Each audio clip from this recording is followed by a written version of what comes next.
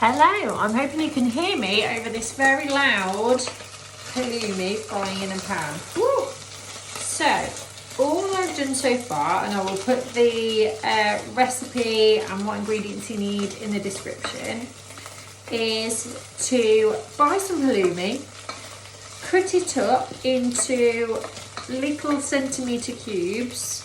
I could only find like halloumi burgers, which are just round pieces of halloumi, so I've just cut those up, and it just says mix them in some corn flour in a bowl, which I had to buy as well, I did not have any corn flour, and then put them in some oil on a high heat for about 5 minutes till they are brown, till the cubes are all browned, and I feel like we're about there. Despite the corn flour, it was quite very sticky at first, but it's worked itself out and that looks fine now. Now this is supposed to be a kind of one pot recipe, and it says use a large pot. This is the biggest pan I have, so that's what I've had to use. So following 5 minutes of that, all we do is set the cheese aside. So I'm just going to put it in a bowl here. A bowl because I'm less likely to lose half of it. I mean, if this is in the spirit of using one pan, okay, fine. So I now have an empty pan, and less noise, so I'm going to move that to the side for now. Okay, next is cook the onion and the broccoli. Now, it seems to imply that you just fry the broccoli in some oil, but I don't really feel 100% about that. So I'm going to grab some oil in that pan. I am going to put my slicely, that's a good word, isn't it? My finely sliced onion into that pan that I was just using. Ooh, still hot. With a dollop of lazy garlic in there as well, which the recipe didn't call for, but I think when you can put garlic in something, put garlic in. And then in the meantime, I have just put the broccoli on to boil. So that is in a separate pan because I would rather boil it.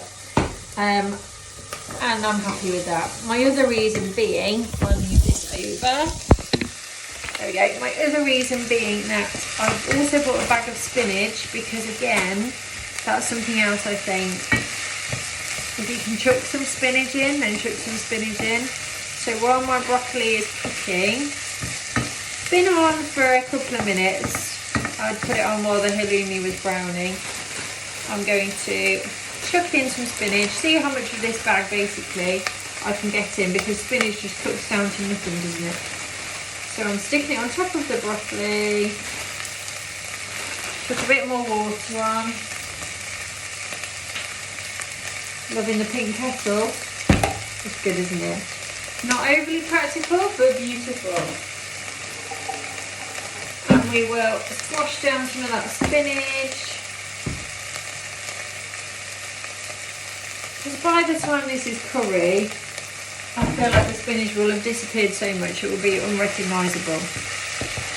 So the point of this dinner really is I saw a recipe come up on taming twins, which is absolutely worth a Google if you don't already. If you haven't already, it's definitely worth it because they're practical, they're healthy, they are kid friendly. Very tried and tested recipes, so absolutely go for it. Have a look on there. Got recommended to me by another mum and I'm very grateful for it. So stir in the onions, let's turn this broccoli up a bit and get a bit more spinach in. It's already starting to cook down though. I think we'll get the whole bag in, partly because I don't feel like I have any other use for it this week. Tomorrow is jacket potatoes, Thursday is pasta bake, Friday is fish and chips, from the freezer rather than chippy, trying to be good, but none of that really lends itself to spinach, and when it's fresh like this, it doesn't last long, does it? I do have it in the freezer, But my freezer is so tiny, as you will have seen if you saw my grocery haul earlier. I just could not actually face taking everything out of the freezer to find the spinach. I was just like, oh, I'll just buy a bag and use the whole bag. It's something like 57p, it's fine. I was going shopping anyway. So, thought, let's have a dinner that's fairly healthy, something we haven't had before. We're at a bit of a difficult point, me and my other half, because he eats meat and I don't. And we are in the process of moving in together. In fact, his cat moved in today, but not him just yet. So, trying to find things that are, well, we don't just have to eat separately.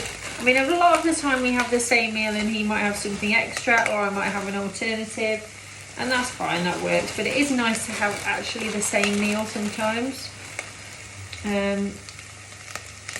Oh, I'm determined to get this spinach in. Look, we're nearly there, we're nearly there. Few leaves left. And we're boiling over. All right, don't make a fuss. Just cook my spinach. There we go. Getting in there now. Okay. So, there's the last handful in, and let's have a look at the next instruction, because the onions are just about, they look nice and soft, they're starting to go brown. Smelling yummy. Not really a fan of red onions. It didn't specify what kind of onion, but definitely prefer your sort of, is it called a brown onion or a white onion? I feel like it's called a brown onion, but I guess you can win either way, because it is brown on the outside and white under the skin, isn't it? So I think anyone would know what you meant, whichever one you said. There we go. All the spinach is in and cooking down very nicely.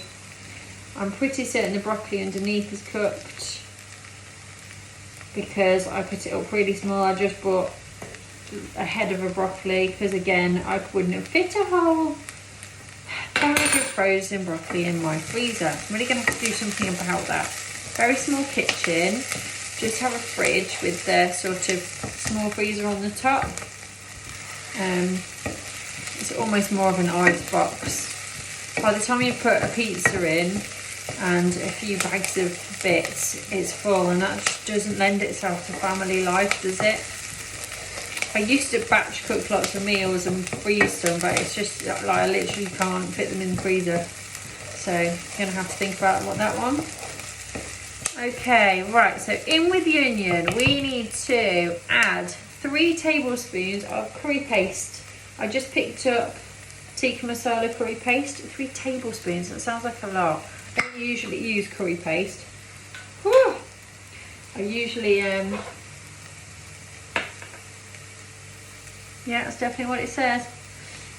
I usually just put a whole jar of the whole sauce, but I've got coconut milk today, so. Okay, I've only got a little spoon, it's a little jar. I feel like maybe it said teaspoons. If you are an expert at this, you're going to be laughing at me right now.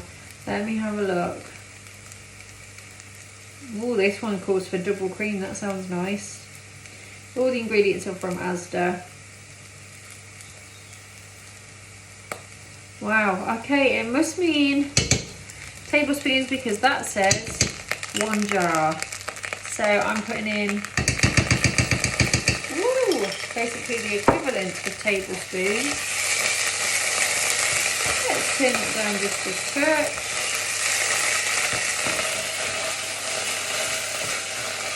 This just shows that anyone can have a go at cooking anything, because jump in the wash.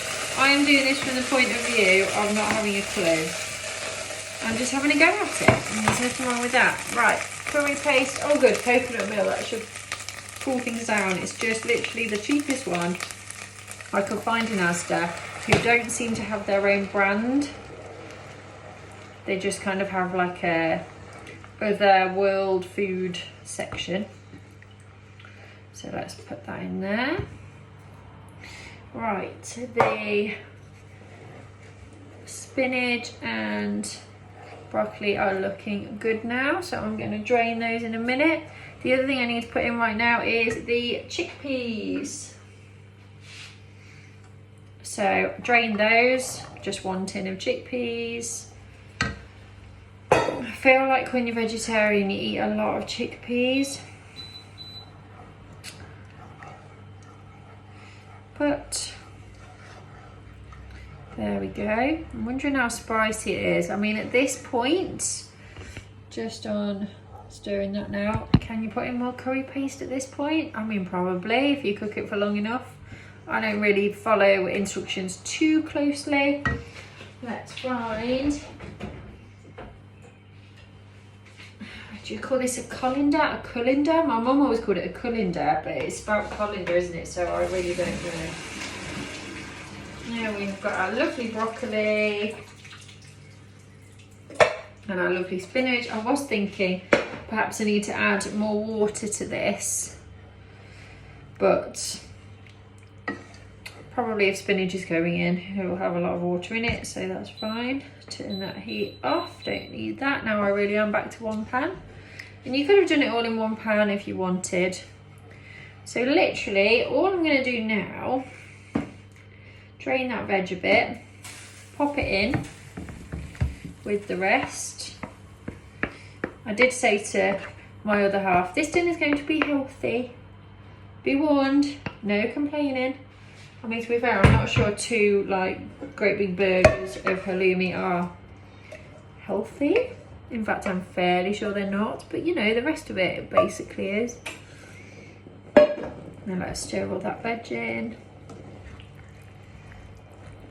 Looking delicious. Once I've stirred it in, I will give you a little glance.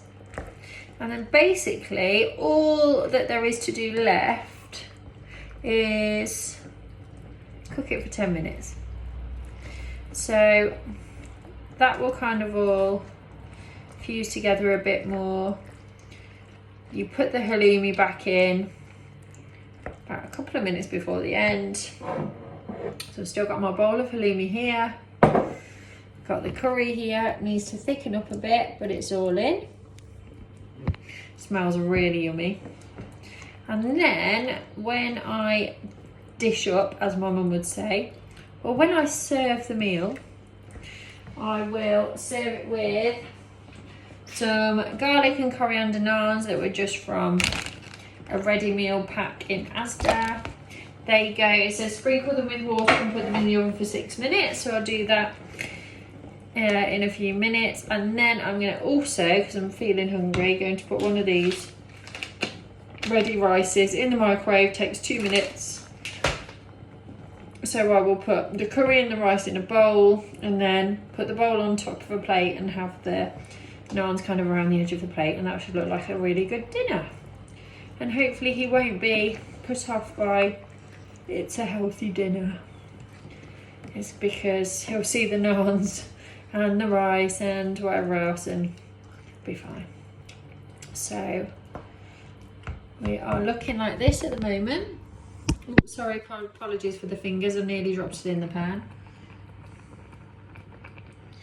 It's bubbling away nicely. That will just thicken itself up over the next 10 minutes. I'll sling the halloumi back in. I'm sure that's what every chef says.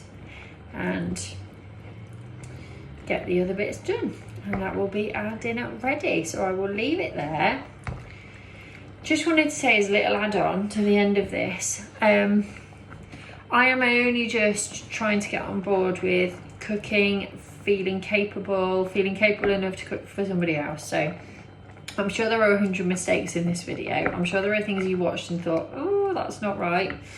But that's what I wanted to say. I wanted to say you can be rubbish at it, but have a go.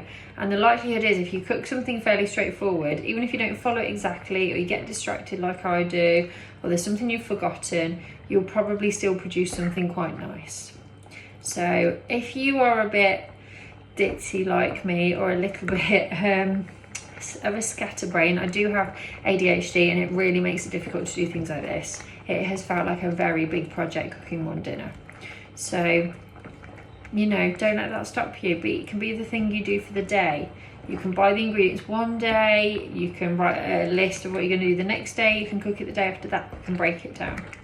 So that's how I've had to do it. So thank you so much for watching, I really do appreciate it. Well done if you made it to the end. And I'm going to go and enjoy my dinner. Thanks, bye.